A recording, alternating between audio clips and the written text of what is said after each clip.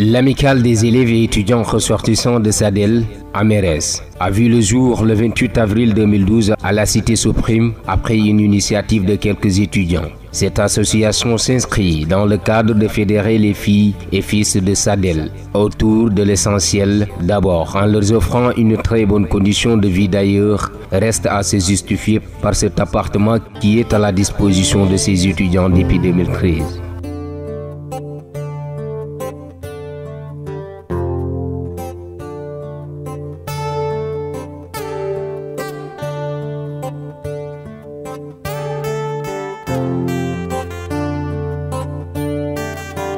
Ensuite, Amerès s'active énormément sur les conditions d'études de ses membres à travers les cours de vacances, l'accueil des nouveaux bacheliers, des journées d'excellence à Sadel, pour n'en citer que cela. Amerès reste un maillon incontournable sur toutes les questions de développement de la localité, comme en attestent les campagnes de reboisement, ses caravanes de santé, des tournois interquartiers, dont le dernier en date de 2014, dont l'ASC Dob était champion, et tant d'autres activités au niveau du village. Équipe B, quelle est la formule chimique de l'alcane linéaire à 4 atomes? De 2012 à 2019, Amerès a connu 4 mandats de différents présidents, dont le premier fut Moussa Sall, suivi de Seydou Abdoulaye Dem. Son mandat fut bouclé par Mamadou Konté. Le troisième président était Omar Goloko et l'actuel président est Abou Daouda Dem, étudiant à AFI. Amerès reste une structure ouverte aux amicales sœurs, ce qui justifie sa présence dans Dental, dans le Mayo, AERCOB, amicale des étudiants ressortissants de la commune de Pokidjawe, et au niveau de la CREM, coordination régionale des étudiants de Matam, d'où elle est finaliste dans le tournoi interlocalité de Matam de 2019, initié par cette structure régionale.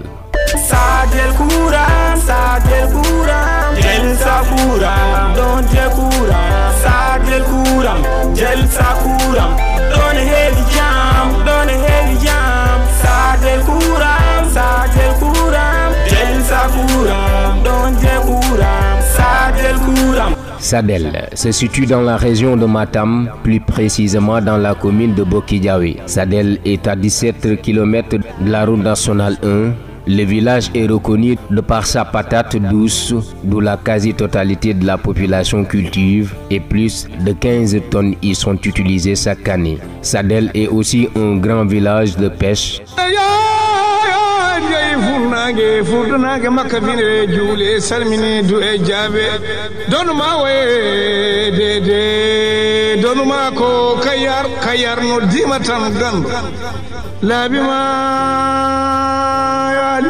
Une activité hautement incarnée par les Soubalbé, maîtres des eaux.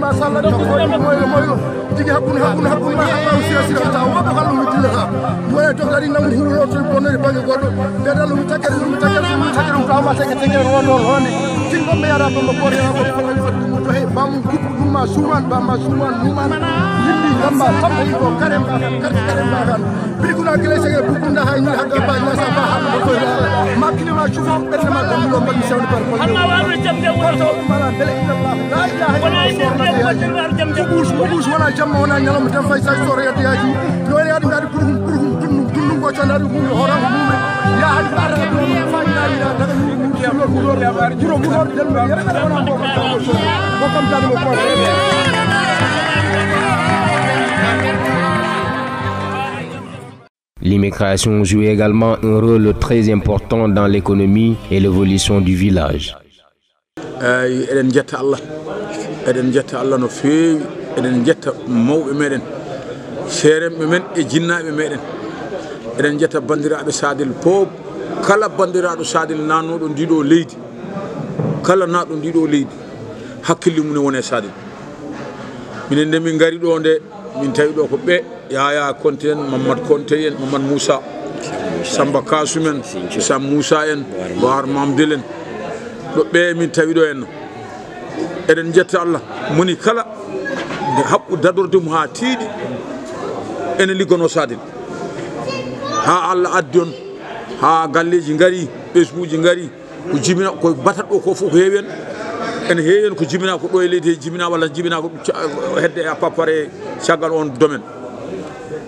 bandiraɓe fof ne nangodiri moni kala so yi bandum yewtodirta e bandum kono no yewtodirta e ɓi yummum ni eɗen nangodiri enen fof ide men ko goto ko yo Sadel won ayi Sadel kay mana woni foyre e Fouta alhamdulillah rabbil alamin jetta eɗen jetta Allah eɗen jetta France eɗen jetta Allah eɗen jetta France jetten Allah noon eɗen jogui dowuji jinnaɓe meɗen hay goto Sadel najo meeɗa arde ɗo henna ɓagga e ɓalal ala moni kala Allah ne waɗi ne andi haaju muɗum en andi haaju mum en andi ko waɗata kadi ne keesode waɗande neɗɗo pop momin donkani min kaɓata e ma min mbiyatama haydara min mbiyanmama taw ko heɓɗa jooɗɗa ɗacca min men min konta e golle amen ha so Allah hokkima hakkille e arte banden daña hakkille garta e banden so Allah hokkanima jooɗɗa ɗon minen ko ni min guurdi ni min guurdi ni min jiiɗi kadi guurdon onon génération o garowo lesso hankadi minen carrière amen alhamdulillah rabbil alamin carrière amen fuɗɗima wuɗɗude Mamadou Konte en jeeyi Samba Kasum en jeeyi eyyi ko hedde mawɓe men wonnoɓe ɗo ACJ ɓe ko seeɗa o yeehi eyyi Sarif ko ni ɗum ɗo jinmi haalandema alhamdulillah eɗen jetta mawɓe men eɗen jetta jinnaɓe men eɗen jetta seereɓe men eɗen jetta sarifaɓe men eɗen jetta bandiraɓe Sadel pop assalamu aleykum.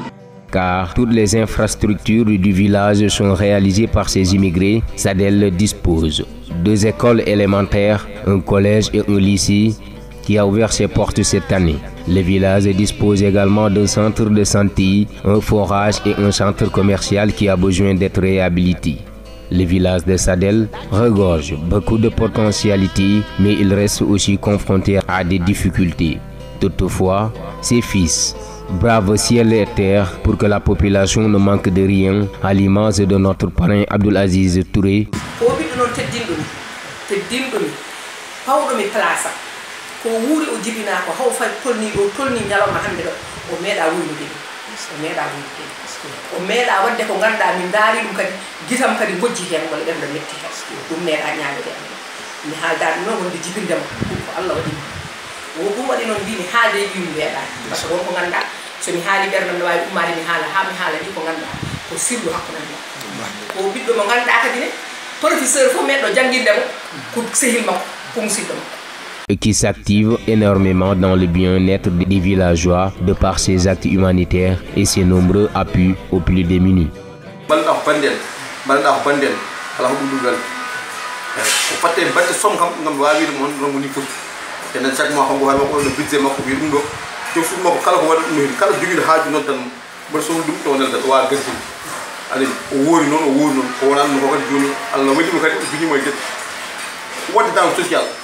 sukol ko hakkati ko aadi mo aadudi yimɓe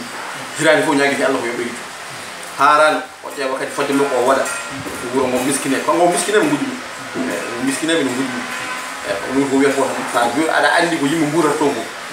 miskine mo waɗe o woni ko ƴetti o cakkudi walla ɗum o hokka ɗumen anani ko wona ɗum ko kadi ko même les sollicitations no bayni leydi joni Allah waɗi hikka oɗo ziyara kadi donc ko waɗi hen. La marraine Hawa Moussa Thiam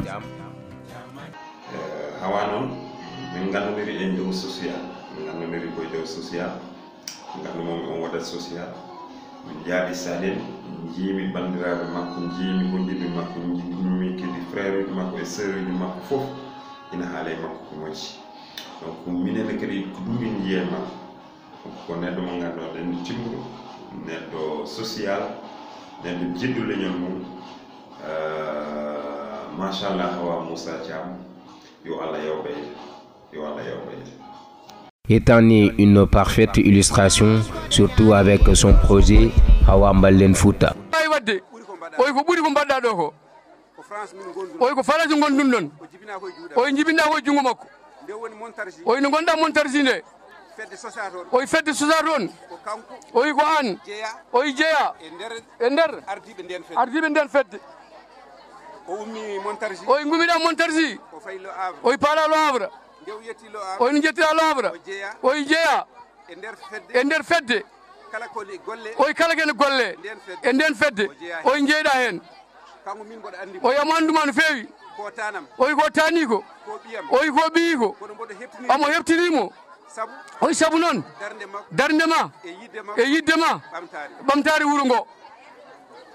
ɓamtare diwan o fof wona wuuro ngo tan oy o miiɗa aɗa addi ballal kanko e wondi makko vallude Foutankoɓe wona Sadel tan Fouta fof. Qui vient en aide à toutes les populations du Fouta, juste à l'image du parrain Marraine, et sans oublier ses bonnes volontés qui se sacrifient pour le paiement de cet appartement depuis 2013, on peut affirmer que les Sadelois et Sadeloises sont engagés pour le développement de leur terroir. Toutefois, cette population manifeste son souhait de se faire appuyer par les autorités compétentes, voire celles locales, afin que Sadel devienne une commune. Sadel a été d'abord le premier militant de l'APR, la seule localité au Sénégal où on compte une seule partie, une seule carte, où Macky a gagné plus de 1300 voix. Parce que Sadel avait jugé, avait pensé, parce que Sadel avait estimé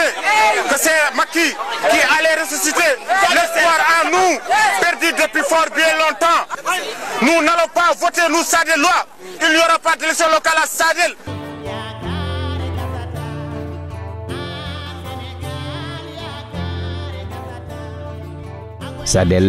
Sadel, notre fierté.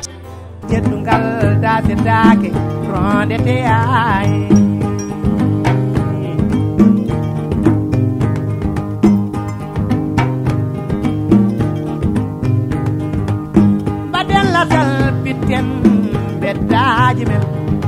jangoya den no be futa ayo